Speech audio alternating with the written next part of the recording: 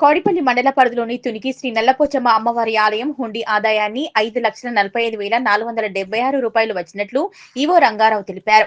ఈ సందర్భంగా ఆయన మాట్లాడుతూ ఆలయం వద్ద శుక్రవారం ఈవో రంగారావు ఆధ్వర్యంలో ఆలయ పూజారుడు శివప్ప, విఘ్నేష్ అమ్మవారికి ప్రత్యేక పూజలు చేసిన అనంతరం 4 నెలల 20 రోజులకు సంబంధించి అధికారులు, పోలీసులు, శ్రీ శివకేశవ స్వచ్ఛంద సంస్థ ఉప్పల్ భక్తుల సమక్షంలో హుండీ ఆదాయాన్ని లెక్కించారన్నారు. ఈ సందర్భంగా 5,45,476 రూపాయల ఆదాయం వచ్చినట్లు తెలిపారు. ఆదాయాన్ని దేవాదాయ శాఖ బ్యాంక్ ఖాతాలో జమ చేయడం జరుగుతుందని తెలిపారు. ఈ కార్యక్రమంలో Kuchanpalli EO Srinivas, junior assistant Venkatareddy, ఆలయ అభివృద్ధి కమిటీ చైర్మన్ తాళ్ల శ్రీనివాస్ రెడ్డి, ఆలయ అభివృద్ధి కమిటీ సభ్యులు, మాజీ సర్పంచ్ సాయగౌడ్, ఏఎస్ఐ మల్లయ్య, గ్రామ పెద్దలు, ఆలయ సిబ్బంది రాజు, అశోక్, గ్రామస్తులు పాల్గొన్నారు.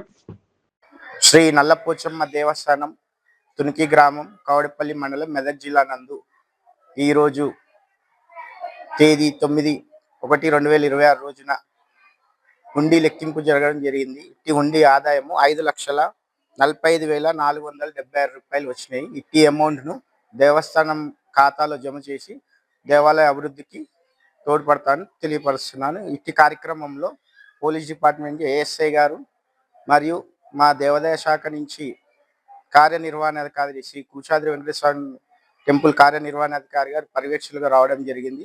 మరియు మా ఆలయ సిబ్బంది మరియు ఈ కార్యక్రమంలో శ్రీ శివకేశవ సేవా సమితి హైదరాబాద్ వారు పాల్గొనడం జరిగింది.